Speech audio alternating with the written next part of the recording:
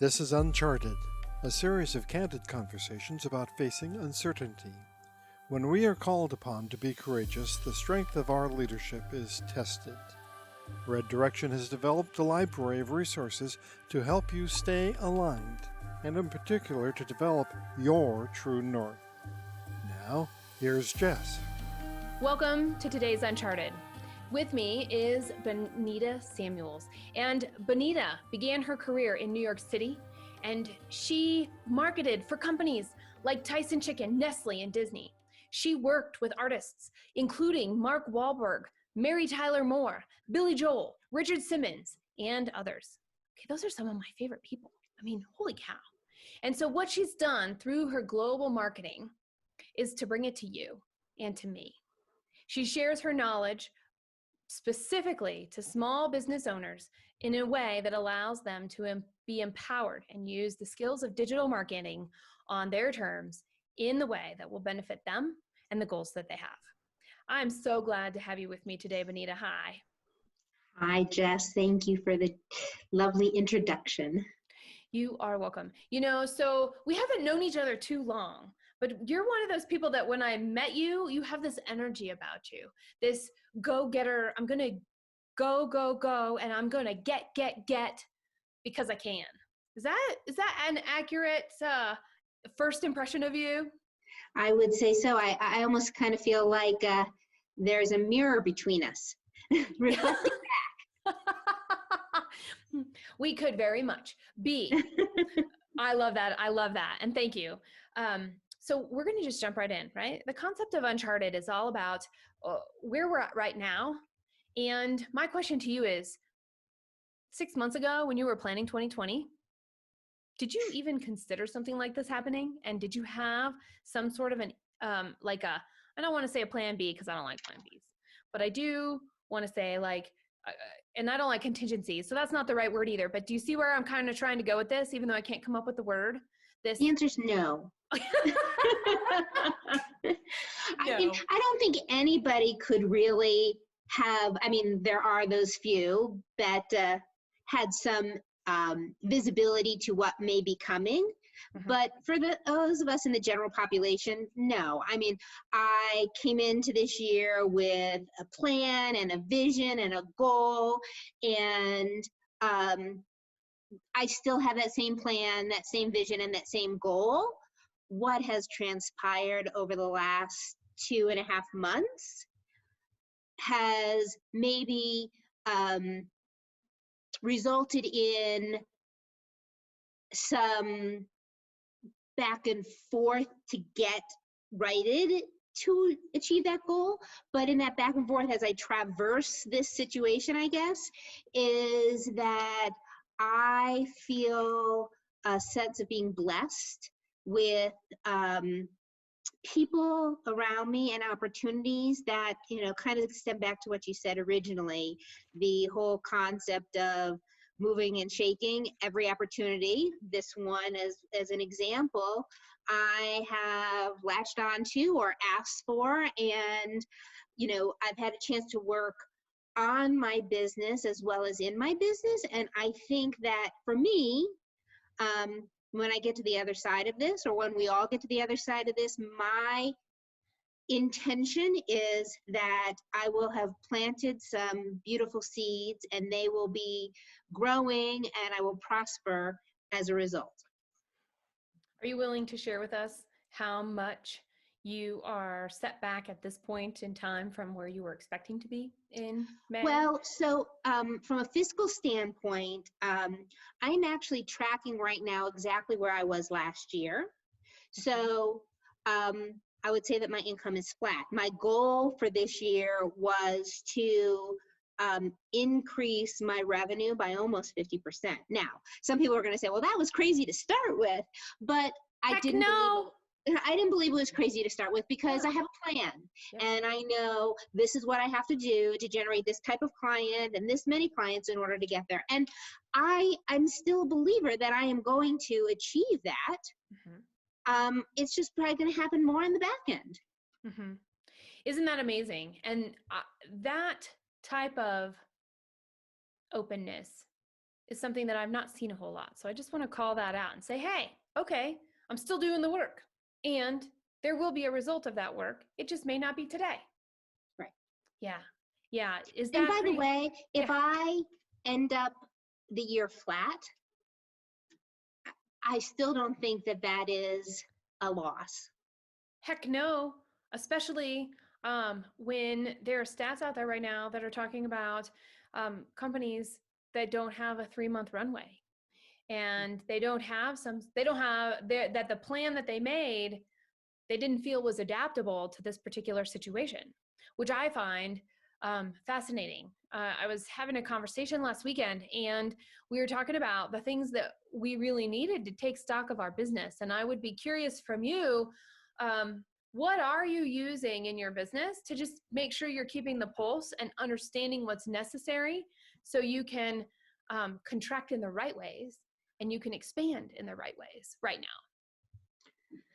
So this is I just entered the 3rd year of my business. So I always felt like year 3 was pivotal, because they say, year 3 is an indicator of, it's kind of like that second benchmark of longevity and success. Mm-hmm. Either you make it the first year, okay, and then the next year is year 3.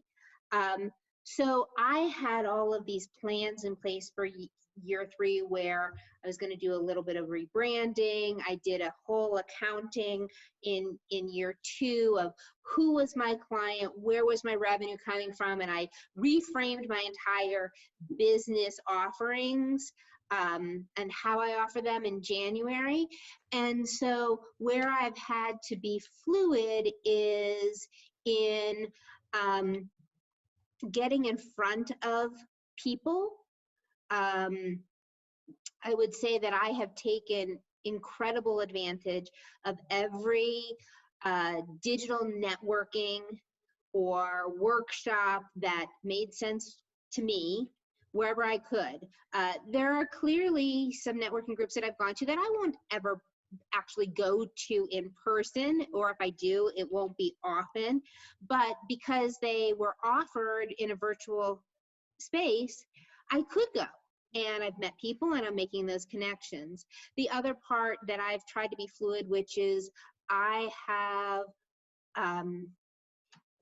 come from a point of service, I would say, offering where I can to help people or give support. And honestly, I've given away a lot of my time and my knowledge, because one, it's important for everyone to find success, and if I can help them achieve that, then that's one step forward for somebody who's going to remember. And that's the second thing, is I do believe that helping people today, it might be 6 months, it might be 6 years, they're going to turn around and say, oh, I remember. And so that's part of the, planting the seeds, as I said. Mm-hmm. And so that's another thing I've done a lot of. I will also say that I've been putting myself out there. I've done videos, which I haven't done before. I'm comfortable with that. I have done quite a few speaking and podcasts. I've done podcasts prior, but I've done more speaking. I've done teaching. So all of those things are new to me as well, or maybe not new to me, but new in the sense of putting them out publicly. And I think that has opened up my awareness of other things that I can do or bring into my business model, mm-hmm. that in turn will cultivate awareness and leads for mm-hmm. me. So when we're thinking about that, and it's awesome to see you looking at the future, how much of your past are you using to make that future? Or are you using like the current moment and the most recent past, or are you using farther back in the past? Well, I think everything in our past influences our present. And I don't think that, at least for me, and I can't speak to others, but I don't think that the circumstances of the pandemic are such that you should completely do a 180. I think that you need to look at what you offer and how can you leverage what you offer and your years of experience to mold your services or your offerings differently during a different circumstance. Will I continue to offer my free half-hour Q&A? I probably will. I wouldn't have offered that before, but I probably will, because I think that it's a service that can provide me leads, but it's also a service that provides value to somebody. So I think that I'm using both my past, and I use my past. I mean, you spoke about who I worked with. I use that as a point of differentiation. And I use the present of having to learn differently or new things or implement things that I wasn't sure I was going to be implementing now. Right. Can I ask you a really totally off the wall question? Of course. Okay. Did you work with Mark Wahlberg as a singer or as an actor? As a singer, Mark. New Kids on the Block. Yes. Well, no, he wasn't a new kid. His brother was. He was Marky Mark. That's true. He was Marky Mark. Yeah. And I worked with him. I don't know if you remember back in the day. He did a fitness video, I did his fitness video with him. And yes, I have been known to. Oh God, this is embarrassing. Grease his chest. That is embarrassing. That's wow. How do you use that today in your business? Oh, that is fantastic. You know, that's really cool. I have to tell you, I like all of them, Marks. Yes. My all the Wahlbergs, I guess. That's He has grown into a pretty cool guy, I think. Yeah. I think that's good. We here at Red Direction can only fund programming with the financial help of our supporter listeners. To learn more about the additional benefits and value supporter listeners receive, go to reddirection.com. Now, back to Jess. I'm thinking about what you know, how you show up for your clients and the services that you provide. And you said you were working more on your business. Talk to me about how you're applying what you offer to your own business right now. And is it helpful? How am I applying what I offer to my own business? Oh, absolutely. So a few things. So one, I would say, you know, one of the big things that I do a lot, as Jess, you know, is I work with my clients on LinkedIn. I work on optimizing their profiles, and then I work with them over a program, which is part of the outcome of what I've been doing these last 8 weeks, of a structured program for learning how to use the tool. And one of the things that I created during that process was this content mapping, where we build out basically 50 plus content topics that you can write about, that are evergreen, that are your expertise. And before I started the process, I did it with myself. That's cool. And I will tell you that most days when I'm posting on social media, I refer to my content map that I did. Because it just is such a handy tool. You don't have to put a lot of thought. And by the way, it's all your expertise. It's not, it's nothing that you're digging for or having to find, you know. So that's definitely one for certain. You know, another part is I work with business owners on helping them overcome some of their digital and social anxiety. So being out there doing videos, you know, it's a whole lot easier to encourage my clients to do videos when I've done them myself. Yep. And also using more digital marketing to promote and benefit my business. I'm in the process. I'm very close to finishing up my rebranding, and then I'm going to be pushing that out and communicating out across different digital platforms in order to make sure people know that I've rebranded. Not that I'm going to be anybody different. It's just, it's getting a closer into my areas of focus. You know, when I started my business, I was a marketer, and like many new business owners, I would do whatever you pay me for that was in my wheelhouse. And in the time of doing this evolution, I have seen that most of my focus is on the digital and social space. And so I've narrowed that in. So I'll be more branded in that space. That's fantastic. I tell you what, one of the things, so I'm thinking about this and the service that you're providing and the opportunity to give at every point, which is important because that's a recognition that, you know, the people that you're targeting are impacted by all of this too. And the fact that you may end up being flat, at least right now, and that's okay. That's pretty amazing. I wish I was just flat. And that's okay. At the end of May, we'll see. We'll see. But, you know, and I can honestly say, you know what, I wish I was flat, but we knew that this type of contraction was going to be coming. And when as soon as I found this out, right, as soon as I understood that there was going to be some sort of an impact, in fact, one of my clients saw it before I did because of who his clients are. And I was like, oh, okay, this is closer than I thought it was. I guess now I've got to start thinking about this too. So I want to say thanks to him because that was one of the things that was like, well, we've got to start understanding what that is and what are we doing and where can we, really evaluating. Are we spending unsmart money, right? Are we just spending money and we're not actually leveraging it? Because now every dollar matters. Every minute matters more than ever before. And so I think about this concept of focus and overcoming these obstacles. Is there anything that has come up for you that was really unexpected, that like jarred you, that in these last couple of months that you really had to face and overcome? So I had signed a big client in the very end of February. And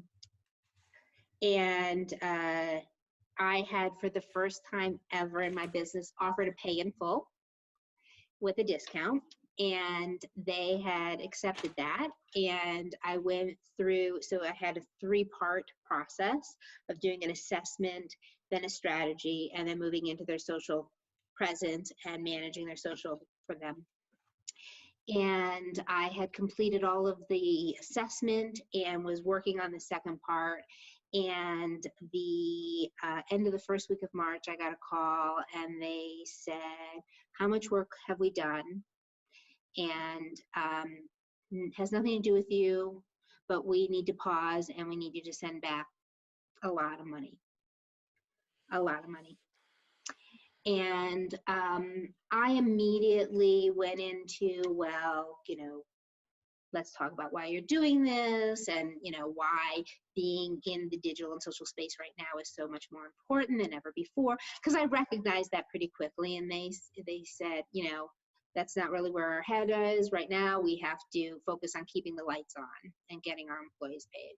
And so I asked them if I could think about it. And they said yes, because, obviously I was caught off guard. And I spent the next 24 hours reaching out to some people for some counseling and getting their insights for some of my mentors and doing some digging down deep inside of me. And I was counseled by most everybody not to give any money back. That's not what I did. I figured out, based on where I was, how much time I had invested, and based on the deliverables, what had been spent if it wasn't a pay in full. And I gave them the rest of the money back, which meant that I had multiple months of income that would have been sitting on my books gone.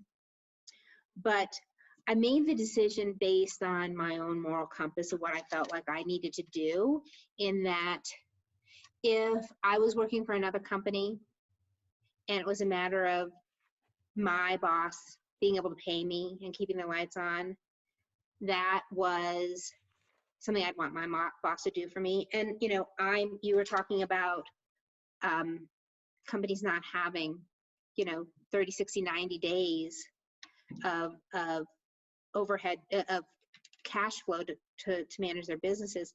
I'm fortunate or I work hard, however you want to look at it, in that in my business, I don't have a lot of overhead and I am very fiscally responsible. And that's the way I've always lived my life in my family too. So I knew that we weren't going to be destitute in a few months. And so I just took a deep breath and said, okay, this is what I'm going to do. And the interesting thing, how did I weather that? Well, you know, a lot of emotional talk to myself of, you know, you're going to be okay, you're going to be okay, you're going to be okay. And a few days later, I had a client who I had worked with for a couple of years and who had paused in November call me and ask me if I could take on this project and get it finished. And then the next week I had another big client call and decided they just wanted to do project work with me. So that was another big hit, but I had picked up the one that had come back. And the next day, I guess it was 3 weeks later, the next day, the client who had asked for the money back called me and I got a voice message that said, Benita, do you have a few minutes to talk?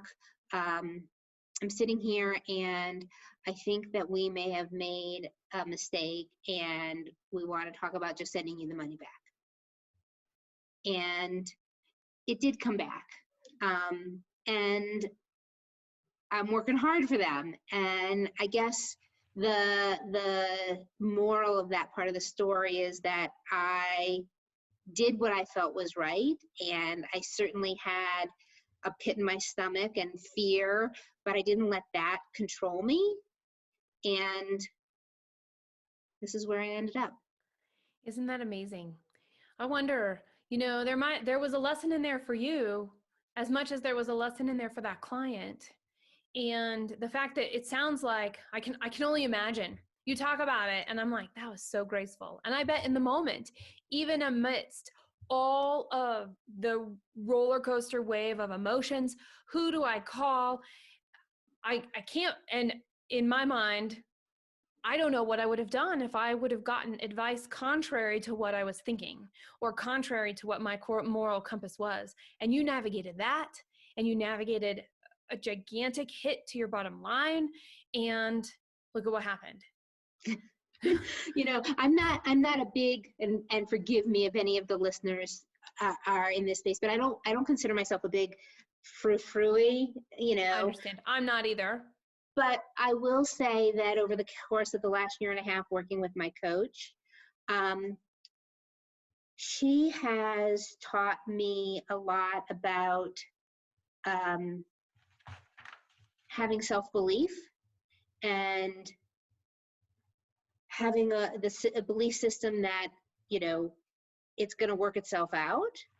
Yes. And I believe that I'm a hard worker and that between my work ethic and a belief system, it will work out. Now, this one worked out really fast. It may not always be that fast, but that's true. And that's, you know, it's something, here's what I wrote down as listeners and people who are going to be watching, I take notes in many colors. And not only did you show compassion there, but your plan, having that solid plan seems to have allowed you to really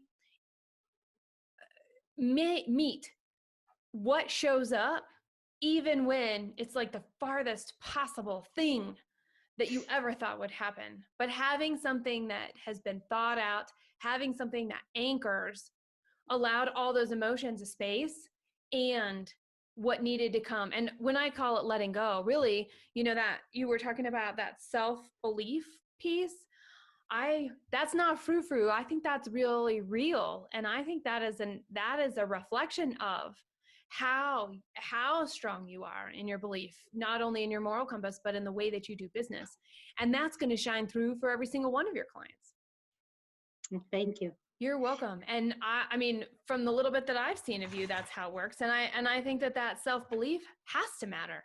And it's not enough, right? It has to be there and it has to be solid, but it's not enough. Your plan was necessary. Your understanding of, and just, I don't want to say making peace, but accepting, okay, this is what my business is going to be right now. And digging deep and working and figuring out what it is that you have to do get through today, Right. In order to, Day to day. yeah, Yeah. In order to, get to that next day, to move right. past it. Yeah, that's right. I mean, a lot of businesses that go through the first 5 years, they talk about slaying dragons. Well, I think I think in 2020, anybody who's in business for themselves might be finding themselves way back when in the start, if they're older than 3 years, right? Which, by the way, is an amazing success. And I'm excited to hear how that's going, because you've got something people want. You're able to connect with people in the way that they want it. And that means the opportunities here. So what trends could come up next? Here's where my brain goes, right? Being in the moment and saying, okay, this is what is. All right, I've planned the best that I can and meet each day like what you're doing. But then what are the opportunities that I'm seeing based off of this? Because what you are doing, you are poised for people who are going to be like, oh, we never put a lot of attention here and now we need to. When I made the decision to go into business for myself, I'd had opportunities in the past, and I was always too really fiscally afraid. That's the truth, just afraid. And when I made the leap of faith, I said, I'm going to be successful. I'm going to be successful. I'm going to make this work. And that continues to be my drive every single day. I'm going to figure this out. I'm going to make this work. And what I discovered last year was kind of like a bit of an aha for me, is that, so, no secret here, I'm middle-aged. And well, it was a secret for any listeners. Not anymore. What I discovered is there are a lot of people, especially small business owners,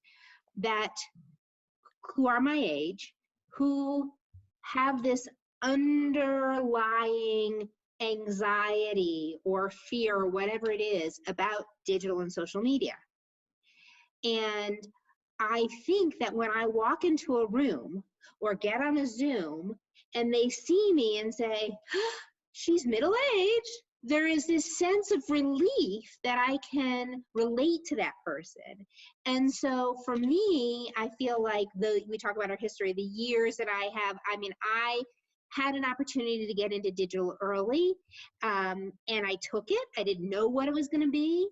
And so today I'm probably further ahead than some because at my age, because I had that opportunity. And now I'm using it to my advantage because I can help my generation leverage those tools to grow their business, to figure out how to take those connections that they make on LinkedIn and turn them into conversations so that they can cultivate relationships and clients. And so, every day it's about, I'm going to be successful. I'm going to make this work, and discovering all of those little nuggets that are going to propel me forward in that success. Yeah. And that's what it's about. We here at Red Direction can only fund programming with financial help from our supporter listeners. To learn more about the additional benefits and value-added supporter listeners receive, go to reddirection.com. Chart your own course by taking advantage of Red Direction's Unstuck Quick Consulting Services and our vast library of information on the website. Visit reddirection.com. Remember, preparedness and the right perspective is absolutely necessary when you find yourself somewhere uncharted.